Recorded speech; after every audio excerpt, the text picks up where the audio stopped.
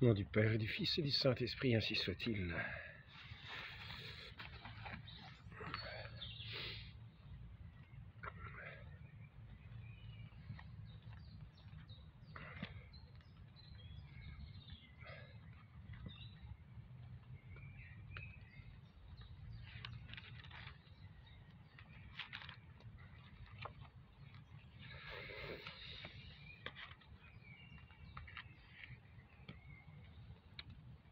Du livre de l'Exode, chapitre 3. Moïse faisait paître le troupeau de son beau-père Jéthro, prêtre de Madian. Il mena le troupeau au-delà du désert et parvint à la montagne de Dieu, à l'Horeb. L'ange du Seigneur lui apparut dans une flamme de feu, du milieu d'un buisson. Il regarda, le buisson était en feu, et le buisson n'était pas dévoré. Moïse dit: « Je vais faire un détour pour voir cette grande vision. Pourquoi le buisson ne brûle-t-il pas ?» Le Seigneur vit qu'il avait fait un détour pour voir, et Dieu l'appela du milieu du buisson. « Moïse, Moïse !» Il dit: « Me voici. » Il dit: « N'approche pas d'ici, retire tes sandales de tes pieds, car le lieu où tu te tiens est une terre sainte. » Il dit: « Je suis le Dieu de ton père, Dieu d'Abraham, Dieu d'Isaac, Dieu de Jacob. » Moïse se voila la face, car il craignait de regarder Dieu. Le Seigneur dit: « J'ai vu la misère de mon peuple en Égypte. Je l'ai entendu crier sous les coups de ses gardes-chourmes. Oui, je connais ses souffrances. Je suis descendu pour le délivrer de la main des Égyptiens et le faire monter de ce pays vers un bon et vaste pays, vers un pays ruisselant de lait et de miel, vers le lieu du Cananéen, du Hittite et de l'Amorite, du Périzite, du Hivite et du Jébusite. Et maintenant, puisque le cri des fils d'Israël est venu jusqu'à moi, puisque j'ai vu le poids que les Égyptiens font peser sur eux, va maintenant, je t'envoie vers Pharaon. Fais sortir d'Égypte mon peuple, les fils d'Israël. »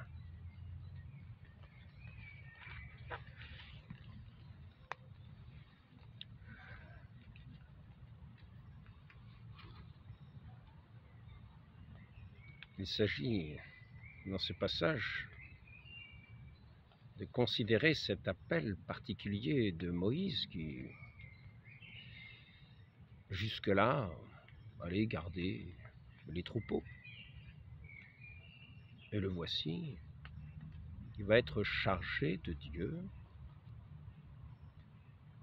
de mener ce peuple d'Israël à la liberté, de le libérer de cette servitude des Égyptiens,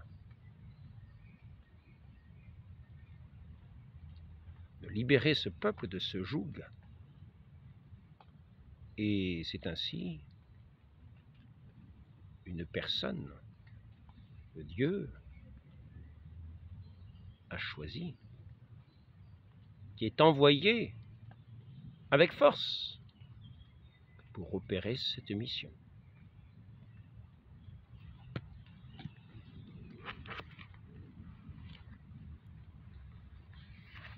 Qui suis-je pour aller vers Pharaon et faire sortir d'Égypte les fils d'Israël? Je suis avec toi, dit-il, et voici le signe que c'est moi qui t'ai envoyé. Quand tu auras fait sortir le peuple d'Égypte, vous servirez Dieu sur cette montagne. Moïse dit à Dieu: « Voici, je vais aller vers les fils d'Israël, et je leur dirai: le Dieu de vos pères m'a envoyé vers vous. S'ils me disent quel est son nom, que leur dirai-je? » Dieu dit à Moïse: « Je suis qui je serai. » Il dit: « Tu parleras ainsi aux fils d'Israël. Je suis m'a envoyé vers vous. » Dieu dit encore à Moïse: « Tu parleras ainsi aux fils d'Israël. Le Seigneur Dieu de vos pères, Dieu d'Abraham, Dieu d'Isaac, Dieu de Jacob, m'a envoyé vers vous. C'est là mon nom à jamais, c'est ainsi qu'on m'invoquera d'âge en âge. Va, réunis les anciens d'Israël, et dis-leur, le Seigneur, Dieu de vos pères, Dieu d'Abraham, d'Isaac et de Jacob, m'est apparu en disant, j'ai décidé d'intervenir en votre faveur à cause de ce qu'on vous fait, en Égypte. Et j'ai dit, je vous ferai monter de la misère d'Égypte vers le pays du Cananéen, du Hittite, de l'Amorite, du Périzite, du Hivite, du Jébusite, vers le pays ruisselant de lait et de miel. Ils entendront ma voix, et tu entreras, toi et les anciens d'Israël, chez le roi d'Égypte.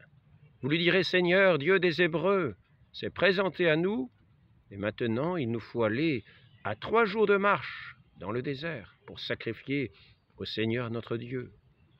Mais je sais que le roi d'Égypte ne vous permettra pas de partir, sauf s'il est contraint par une main forte.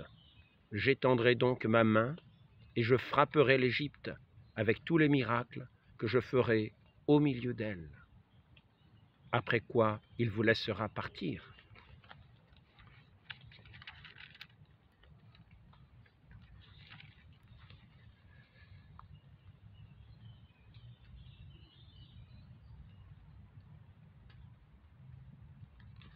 Nous voyons ainsi que notre Seigneur, à travers son serviteur, à sa parole, va agir à main forte.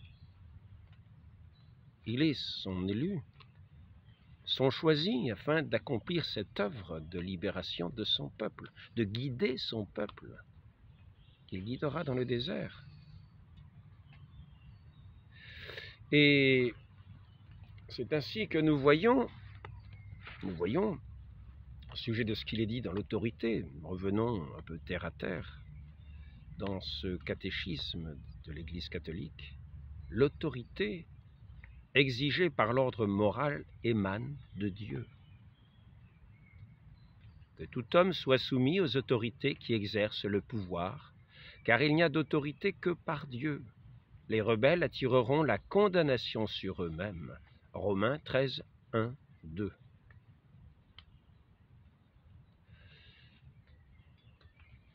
L'autorité, si l'autorité renvoie à un ordre fixé par Dieu, la détermination des régimes politiques, comme la détermination de leurs dirigeants, doivent être laissées à la libre volonté, c'est marqué, des citoyens.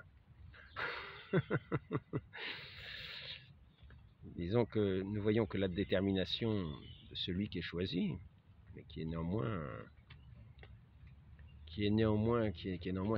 de cette autorité divine. C'est pour cela que nous lui devons obéissance. Que tout homme soit soumis aux autorités qui exercent le pouvoir, car il n'y a d'autorité que par Dieu. Les rebelles attireront la condamnation sur eux-mêmes. La législation humaine ne revêt le caractère de loi qu'autant qu'elle se conforme à la juste raison, d'où il apparaît qu'elle tient sa vigueur de la loi éternelle. Dans la mesure où elle s'écarterait de la raison, il faudrait la déclarer injuste, car elle ne vérifierait pas la notion de loi, elle serait plutôt une forme de violence.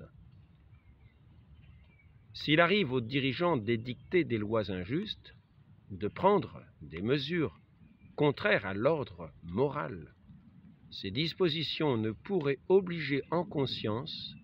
En pareil cas, l'autorité cesse d'être elle-même et dégénère en oppression. Donc nous voyons ici que c'est un appel particulier qui est fait. Il ne s'agit pas de disserter sur l'autorité. Il s'agit de savoir que notre Dieu, pour ses œuvres, pour son œuvre, choisit des personnes privilégiées qui vont accomplir la mission que Dieu veut faire. Il ne s'agit pas ainsi nécessairement de tous les dirigeants politiques. Nous ne savons pas dans quelle mesure tous ces dirigeants politiques n'ont pas plutôt une autorité qui a dégénéré en régime d'oppression, car le mensonge ne vient pas de Dieu. Le mensonge, les manipulations sont plutôt du régime de l'oppression qui peuvent avoir apparence d'autorité. C'est ici qu'il faut du discernement. Donc nous en venons à Moïse en particulier, et nous voyons que Moïse a eu un appel, et qu'à cet appel correspond cette grâce de Dieu par laquelle notre Dieu va accomplir son œuvre à travers celui qui va diriger ce peuple, qui va le conduire, qui va légiférer, qui va être le juge. Et nous voyons qu'il ne s'agit pas simplement de dire, nous voyons que ce qui est valable pour ce peuple d'Israël est valable pour tous les royaumes, est valable aussi pour l'Église. C'est-à-dire que cette Église que notre Dieu va fonder, va bâtir sur cette fondation établie sur Pierre, ne consiste pas simplement en une foi que chacun aurait individuellement, à partir de simplement des écritures que chacun aurait, un petit peu pourrait-on dire, comme une république. Comme une république où chacun aurait sa constitution et dirait, écoutez, moi j'ai ma constitution, ça me suffit, il n'y a pas besoin d'un président. Oh non, il n'y a pas besoin de président, il n'y a pas besoin de législateur. Et d'ailleurs, pour les procès, il n'y a pas besoin de juge. Je connais la loi, j'ai ma loi, voilà, j'ai ma foi, j'ai ma loi. Donc je me juge moi-même. Voilà. Il ne s'agit pas de ça. Nous sommes établis encore en société. Et pour régir ces relations de société, il y a des chefs. Et des chefs qui ont autorité de Dieu. Et quelquefois, ces chefs ont une vocation très particulière. C'est ainsi que nous voyons cette vocation de Moïse. Je peux poursuivre cette vocation de Moïse pour montrer comment il ne suffit pas simplement d'avoir un livre et de dire qu'on va régler, que chacun... oui, écoutez, les questions de jugement, moi j'ai mon livre, je m'occupe moi-même de ma justice, je fais moi-même ma justice. Ce n'est pas ainsi que cela se passe dans ce qui concerne le rapport des personnes, où la vie des populations est en jeu, la vie de chacun est en jeu. Si nous en sommes là à dire chacun, moi je m'érige là, nous allons voir que nous arriverons dans un grand désordre et dans un règne de violence où chacun aura sa raison propre. Mais il ne s'agira plus d'obéir à la loi de Dieu, à l'autorité de Dieu. Il s'agira de chacun obéir à son amour propre. Et nous en arriverons non pas à un règne même avec les meilleurs livres, même avec les meilleures institutions, même avec les Écritures saintes. Chacun aura sa façon de voir, ce qu'il appellera sa foi particulière, éclairée par ces Écritures telles qu'il les comprend. Mais ce n'est pas ainsi que notre Seigneur a établi son Église. Certains pourraient le penser, pourraient se dire non, il n'y a pas de chef. Il y a des chefs partout qu'il nous faut suivre. Notre Seigneur dit, je suis le chemin qu'il faut suivre. Si quelqu'un ne renonce pas, il faut renoncer à soi-même, suivre le Christ, c'est ce qu'il nous indique. Non, moi j'ai mon livre, j'ai besoin de suivre personne. Je me suis moi-même. Je suis mon juge, j'ai mon livre, j'ai ma foi, je suis mon juge, je suis tout. C'est pas ainsi qu'est constituée l'Église de notre Seigneur, qui est le royaume de Dieu ici-bas, le règne de Dieu ici-bas. Si nous prenons le catéchisme de Trente, c'est ce qui est inscrit, c'est ce qui est écrit. Ainsi, il y a des chefs, comme dans d'autres royaumes, et comme nous voyons pour ce peuple d'Israël, Dieu a désigné lui-même ici son chef. Parmi les anciens, c'est Moïse, celui qui allait garder les troupeaux, que Dieu a choisi. Et il va tout faire en sorte que cette autorité de Dieu va se manifester. Et que les Égyptiens devront plier le genou devant cette autorité de Dieu, devant qui tout genou devrait ployer, dans le respect, dans l'adoration.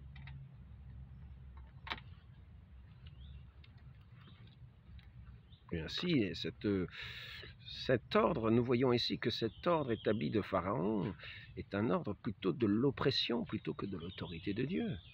C'est un ordre de contrainte et d'oppression, et d'ailleurs c'est ce qui est mis. C'est ce qui est mis, j'ai vu la misère de mon peuple. Donc je reprendrai, parce qu'il s'agit ici de voir aussi dans les Écritures, dans cet Ancien Testament, qui est la figure de ce Nouveau Testament, et de cette nouvelle cité sainte, cette nouvelle Jérusalem, cette Église, eh bien, elle va être instituée d'une manière assez proche de ce qui a été fait avec Moïse et les anciens. Nous allons voir qu'il va y avoir l'institution des juges. Des juges. Donc il y a le chef, il y aura les juges.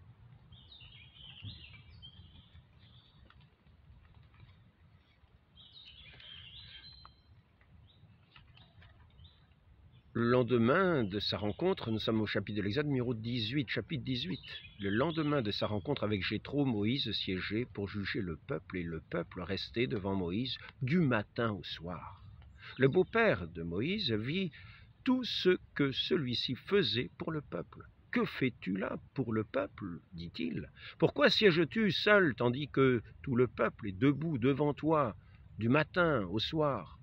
Moïse dit à son beau-père: « C'est que le peuple vient à moi pour consulter Dieu. Ils ont une affaire, ils viennent à moi. Je règle le litige qu'ils ont entre eux et je fais connaître les décrets de Dieu et ses lois. » Le beau-père de Moïse lui dit: « Ta façon de faire n'est pas bonne. » Et nous voyons que l'autorité est basée sur, non pas quelque chose de factice, sur ces lois de Dieu, sur celui qui est la vérité, sur celui qui a l'autorité.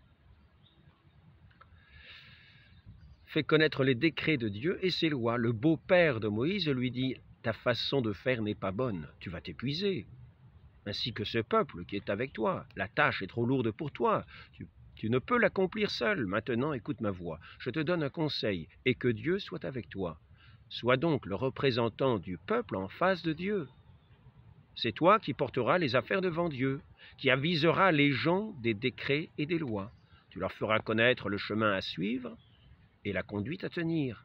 Et puis tu discerneras dans tout le peuple des hommes de valeur, craignant Dieu, dignes de confiance, incorruptibles, et tu les établiras sur eux comme chefs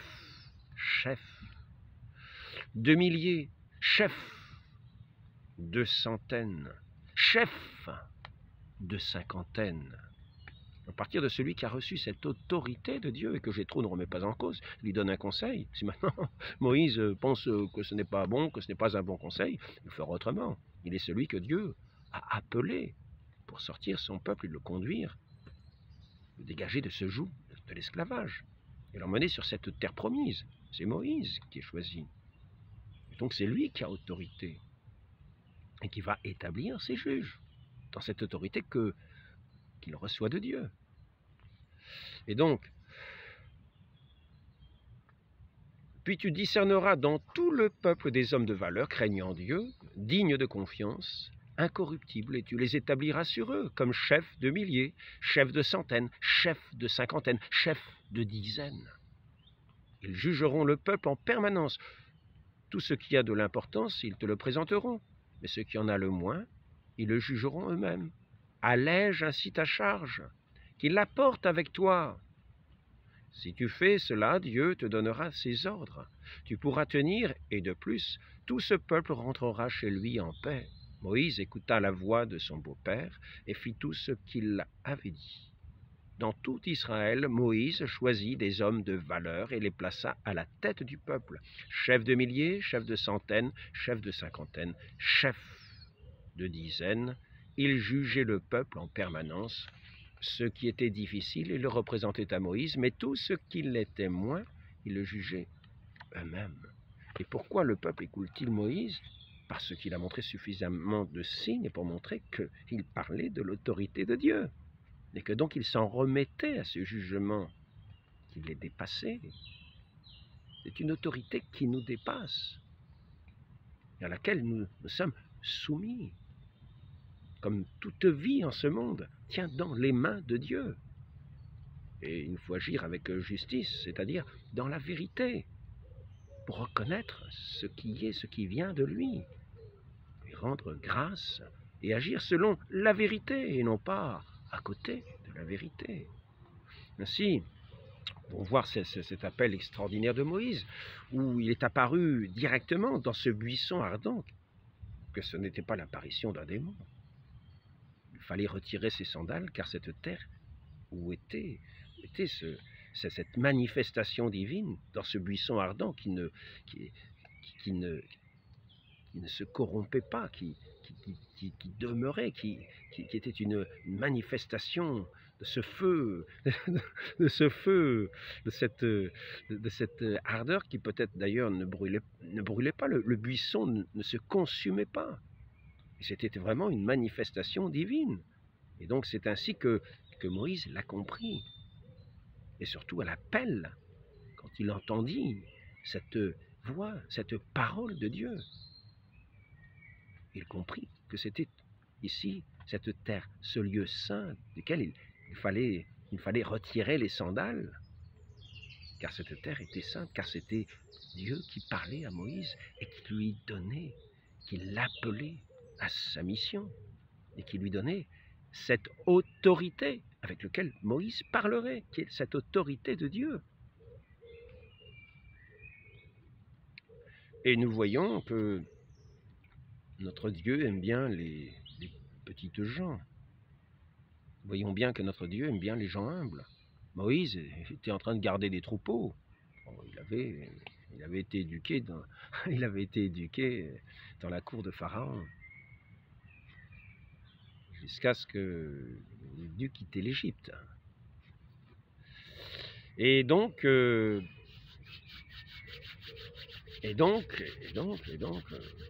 voudrais montrer comment il ne s'agit pas simplement de se tenir comme ça avec un livre et sa constitution et de dire écoutez, moi j'ai ma constitution, j'ai mon livre, j'ai ma foi, c'est moi qui je juge de toutes choses, je suis mon juge, je peux faire ce que je veux,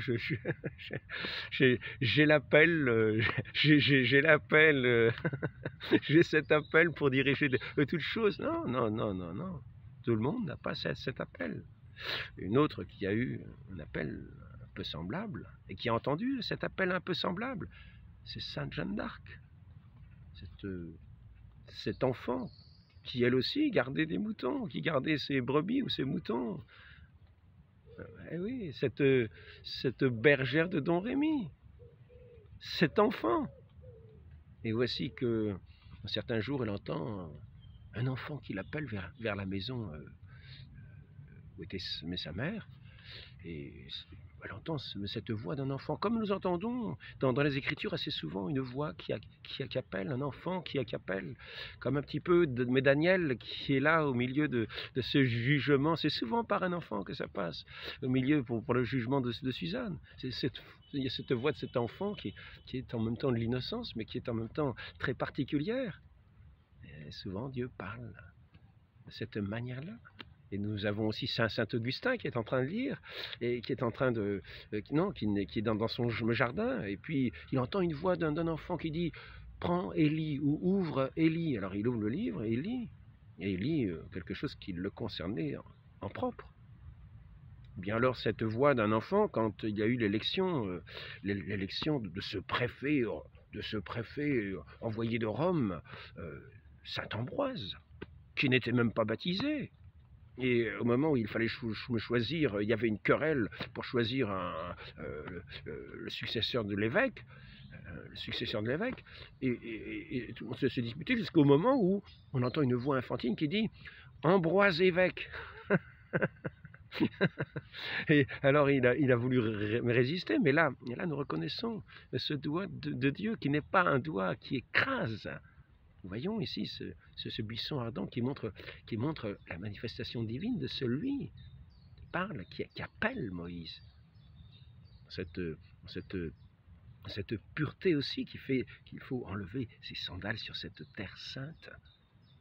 Et donc c'est cet appel de Dieu qui va contre toutes les puissances du monde amener ce peuple hébreu jusqu'à sa libération, jusqu'à ouvrir cette mer qui était devant eux comme une impasse mortelle.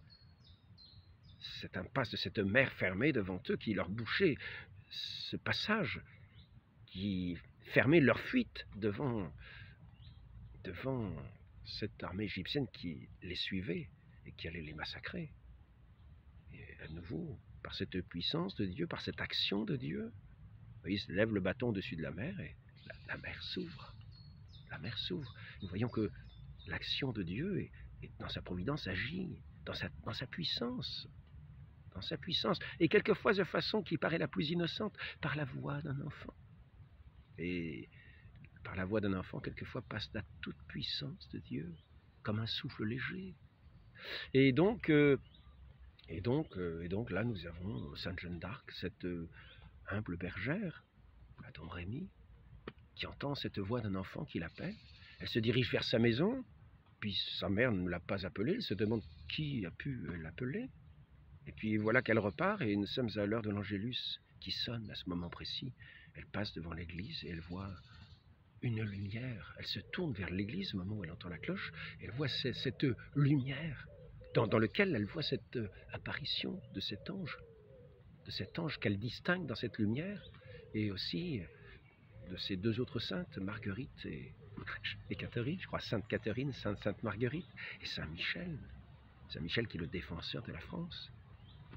Et donc, elle entend que le peuple de Dieu est le peuple de France est dans une grande misère.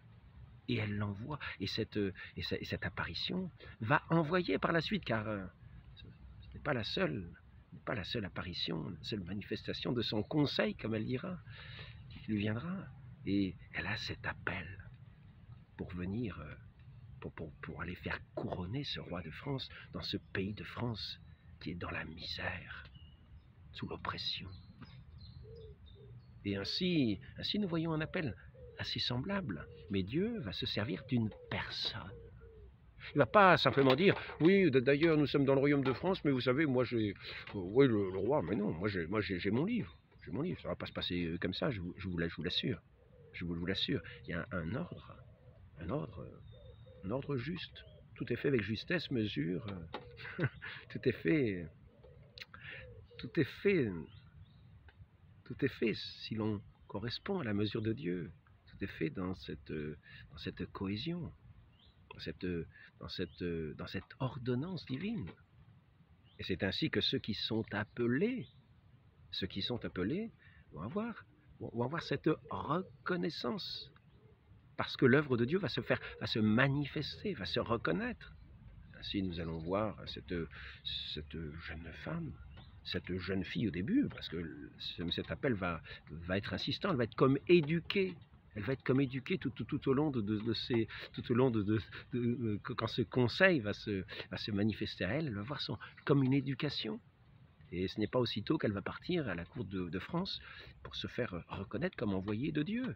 Mais quand elle arrivera à cette cour de France et qu'elle verra le roi déguisé, parce qu'elle savait que ce roi savait que cet envoyé qui venait pour libérer la France, comme Moïse venait pour libérer le peuple hébreu, eh bien, il savait qu'elle allait entrer dans sa cour, et donc il s'est déguisé pour ne pas qu'on le reconnaisse. Quelqu'un d'autre était assis à sa place.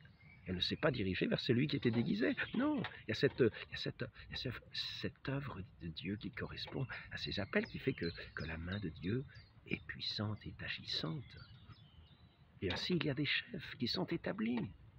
Il y a des chefs établis. Et quand notre Seigneur Jésus-Christ, nous verrons ça, donnez-nous un signe. Hein, donnez-nous un signe. Et Jeanne d'Arc dit le signe, ce sera Orléans libéré. Donnez-nous un signe, il dit. Mais avant, il fallait vérifier de la part de ce roi de France. Donc, elle est apparue devant ce roi de France qui était déguisé. Et puis ensuite, après ça, il y a eu une conversation. Elle lui a dit un secret que lui seul connaissait. Et il en a été tout bouleversé. Mais après ça, on a voulu vérifier cet appel divin, cette manière d'autorité par laquelle on pourrait lui confier les armées de France pour libérer le pays de France de ce joug qui pesait sur ce peuple et qui le laissait dans la misère des guerres, la misère de toutes les misères des guerres que certains pays peuvent connaître aujourd'hui. Et donc On a amené cette jeune femme devant les conseils, pour vérifier si ce n'était pas une folle, pour vérifier si c'était son humilité, les diverses qualités qui fait qu'on peut effectivement constater qu'elle peut venir de Dieu et qu'effectivement elle vient de Dieu. Donc on lui demande un signe, le signe ça sera Orléans. Nous connaissons la suite. Nous connaissons la suite. Et donc, on pourrait dire que cette mission de Sainte Jeanne d'Arc a été vérifiée par les œuvres, effectivement. Le roi a été couronné tout simplement, puis quelques années après, le royaume de France a été quasiment entièrement libéré de cette présence anglaise, sauf une ville qui est restée.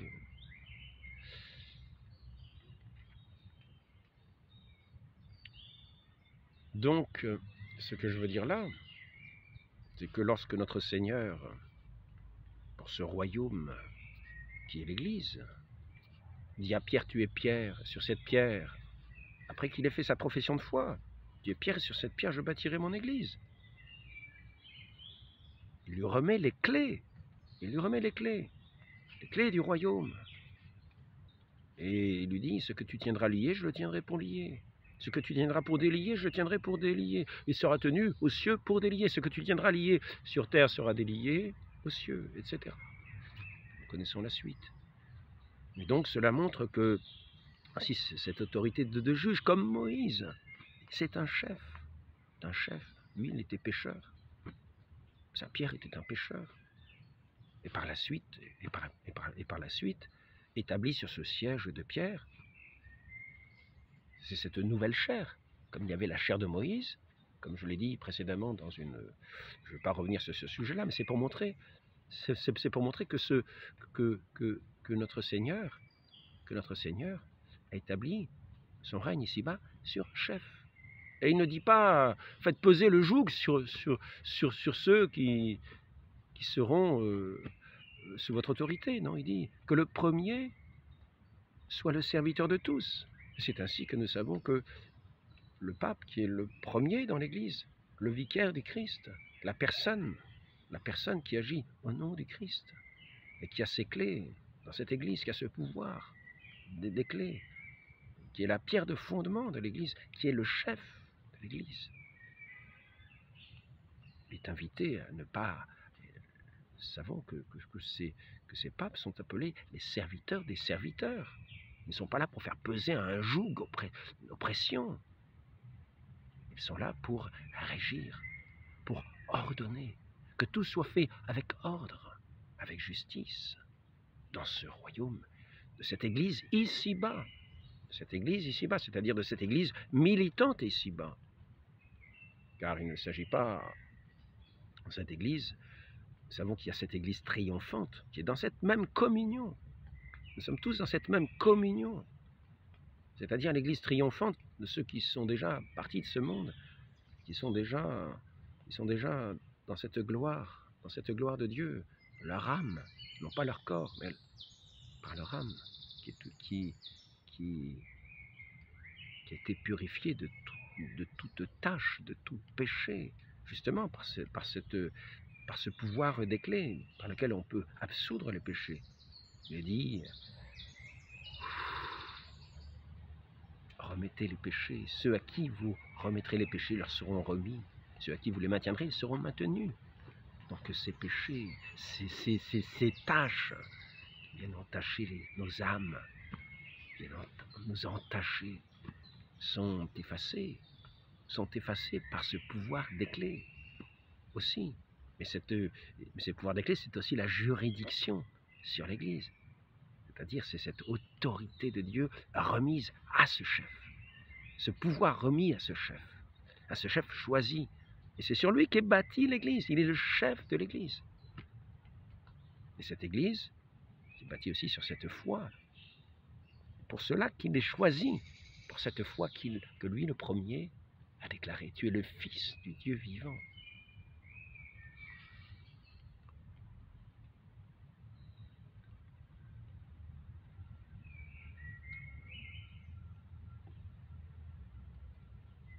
Voyons bien que Nous sommes dans un corps constitué. Il s'agit de vérifier que l'autorité, dans ce corps constitué, il s'agit de vérifier, comme pour Sainte Jeanne d'Arc. Nous avons des combats à mener. Il s'agit, comme un corps, de savoir diriger ce corps à partir d'une tête, c'est-à-dire à partir d'une personne, d'un chef,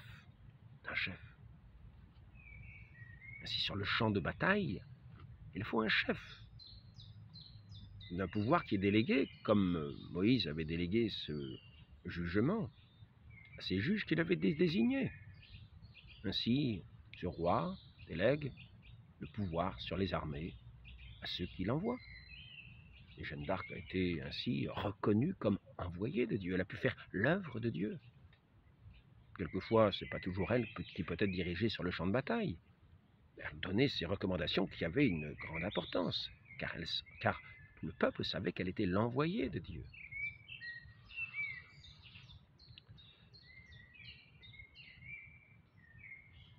Ainsi, sur un champ de bataille, qui est aussi comme un corps, il y a l'utilité d'un chef. Il ne s'agit pas de dire, oui, j'ai ma foi, j'ai un livre, je feuillette les pages de mon livre, oui, je sais comment faire.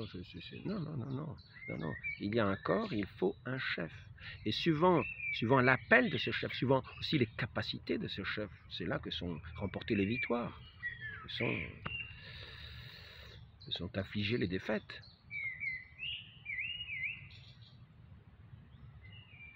Il y a toujours un ordre de cette cohésion de ce corps qu'il faut, et celui qui met cette cohésion, c'est le chef. C'est ce chef qui est choisi, qui est comme le roc sur lequel, pour l'Église, pour ce corps de l'Église, pour ce royaume ici-bas de Dieu, notre Seigneur dit qu'il bâtira son Église sur cette pierre, qu'efface Pierre, une personne choisie, élue.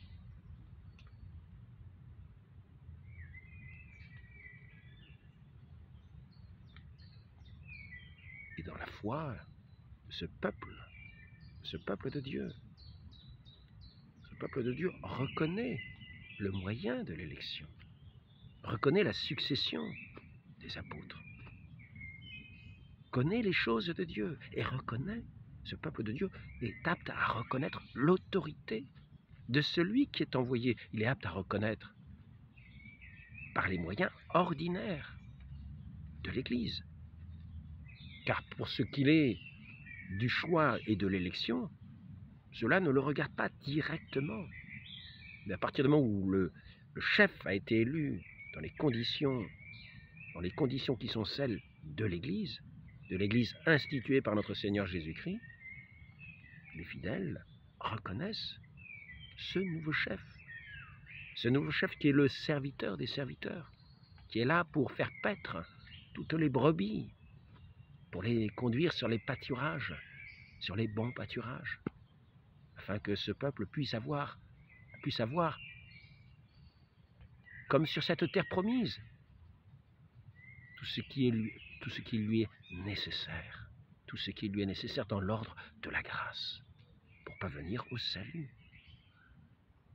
Et entrer ainsi dans cette vision béatifique de cette Église triomphante.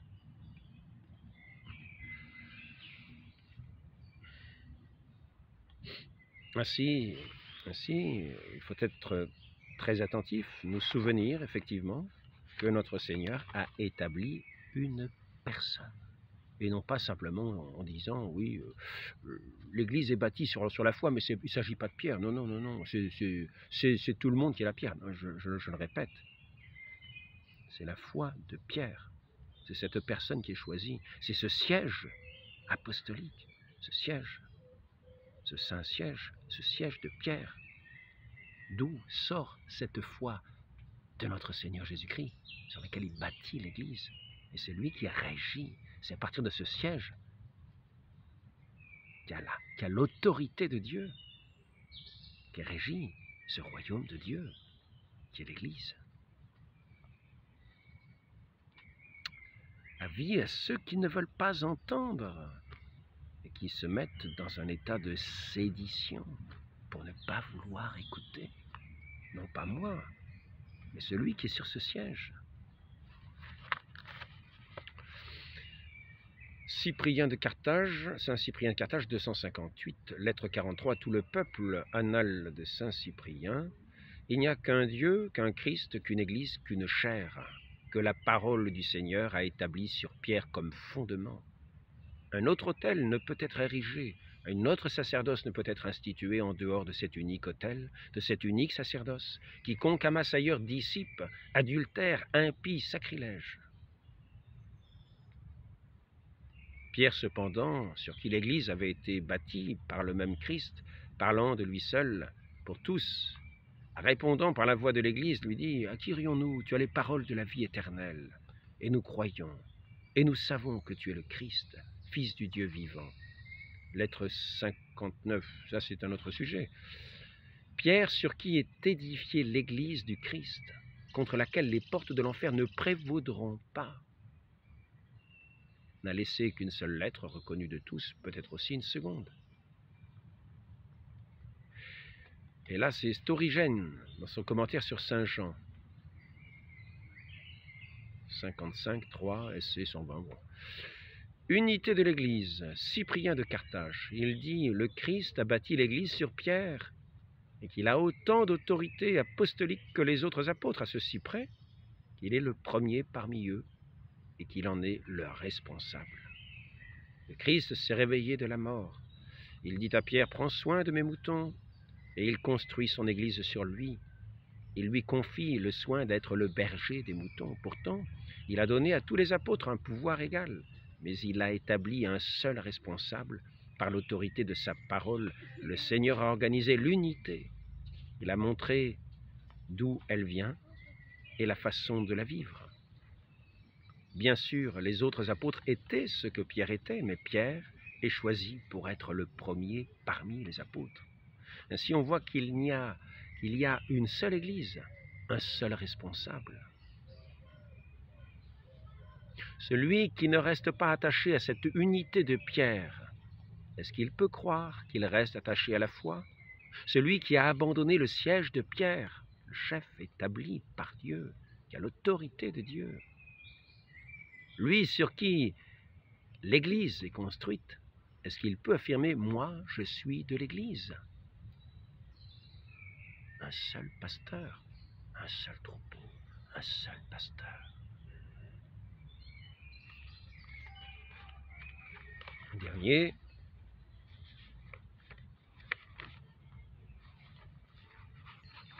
Un dernier.